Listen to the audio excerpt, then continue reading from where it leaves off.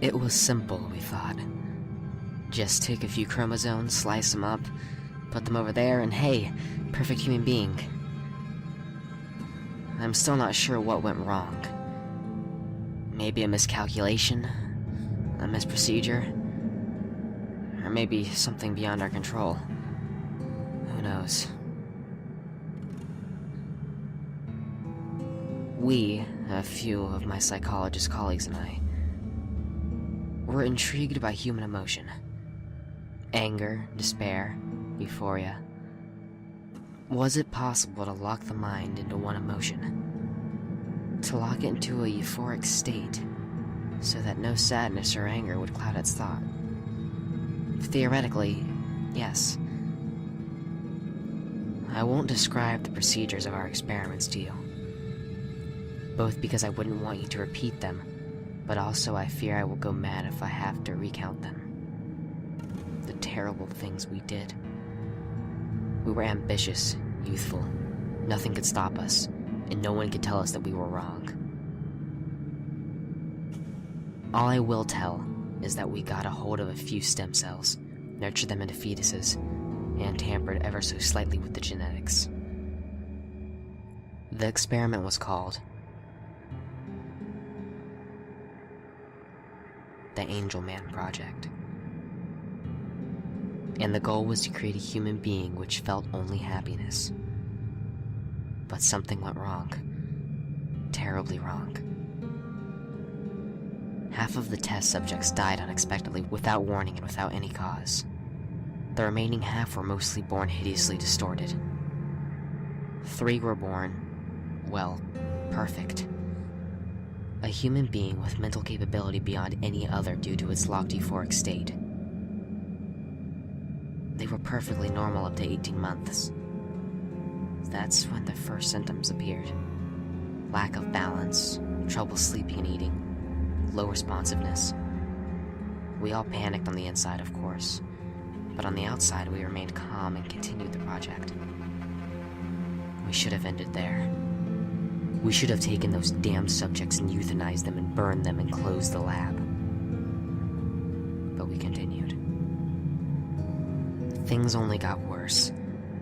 The subjects' movements became increasingly sporadic, and they still could not utter words, although they could laugh and did so often. Much too often. Not happy laughter, but quiet, almost nervous laughing.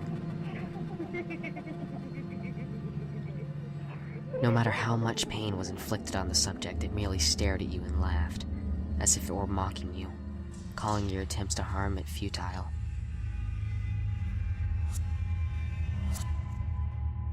We expected the subjects to have extra learning capabilities. Quite the opposite occurred. Their mental development was severely delayed. They couldn't pay attention to something for more than a few minutes before lapsing into a laughing fit. But we continued, hoping these symptoms would clear up as the children got older. We gave a name to the symptoms. Happy Puppet Syndrome, because the mindless movements of the children made it seem like they were puppets on strings. 5 years into the project, we realized there was no hope. We could no longer stand the insistent laughing of these children, as if they knew something we didn't. As if some kind of joke passed between them. To look at a child and to see it twitch sporadically and laugh excessively is a haunting thing. 2 of my colleagues had already quit because they could not stand it. I never heard from them afterwards. They're most likely dead. The children had not talked for 5 whole years, only laughing their damned laugh. We went in to give them breakfast, and they stared at us, with their huge eyes twitching, giggling, and saying nothing. We laid the meal in front of them and left. The meal was laced with toxins that would silently and painlessly kill the subjects. It was a painful thing to do, but it had to be done. However, it would not be that easy. As a friend of mine set a tray of food down in front of one of the boys, the laughing stopped. The boy looked up at my friend, his eyes suddenly dark, dead serious, the laughing gone. They continued to stare at him and twitch for a while. My friend was in shock and couldn't move.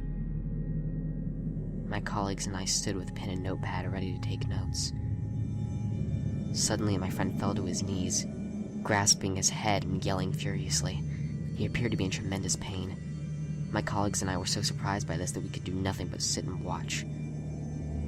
My friend collapsed to the floor, yelling curses. He jerked violently a few times, and then went limp.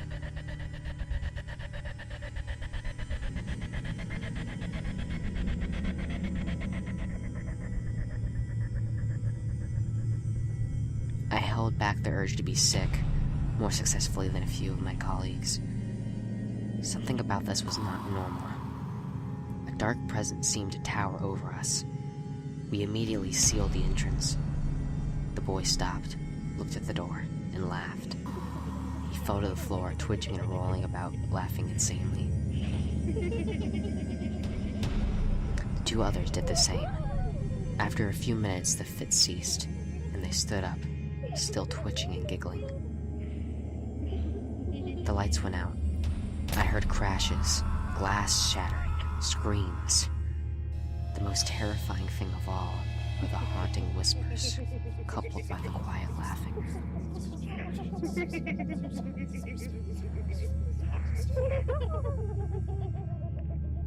When the lights went back on, the subjects were gone. Two of my colleagues lay unconscious beside me, their bodies twisted in odd angles, blood trickling from their drooping mouths. At first, they appeared to be dead. They showed no vital signs, but as I leaned in, I could hear them laughing, ever so slightly. I went over to examine my friend. No pulse, no breathing, but he continued to laugh quietly. Although the subjects had gone, I still felt as if something was watching me. Something that was just at the edge of my vision, but that I would never be able to see. Me and one remaining colleague closed everything down immediately before leaving. Before leaving, we destroyed our research and locked and barricaded the lab. I lost communication with my colleagues. I presume they're dead. I still feel like I'm being watched. I still hear the laughing, the whispering, in my dreams and sometimes when I'm awake. When I do, I run. I get up and leave wherever I am. I'm not able to stay in the same place for more than a few days because of this. It spread. Other children were seen with similar symptoms. I have no idea how it spread. It shouldn't be something that spreads. Somebody somewhere made something up about disjunction in the 15th chromosome, and that just the people were happy and in the dark for now. The disease was coined Angel Man Syndrome. So far, the spawn are not dangerous, but I know the original still lurks somewhere.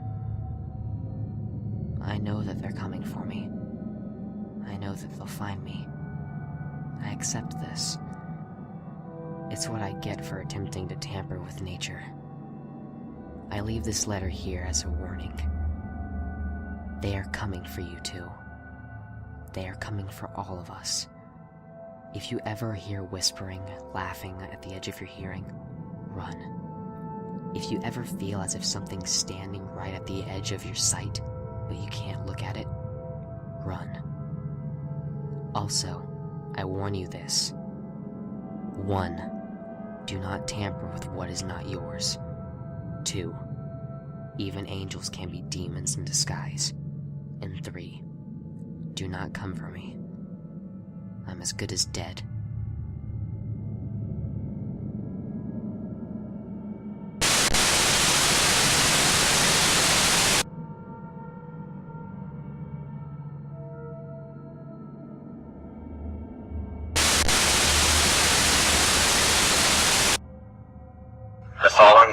manuscript was found in an abandoned and hidden laboratory discovered deep in an Alaskan forest. The laboratory consisted of an observation room and a containment room. The containment room was barricaded and locked, and the entire lab seemed to have caught fire at one point. Traces of blood were found after the containment room was breached, and a window was shattered. The exact nature of the lab is yet undiscovered.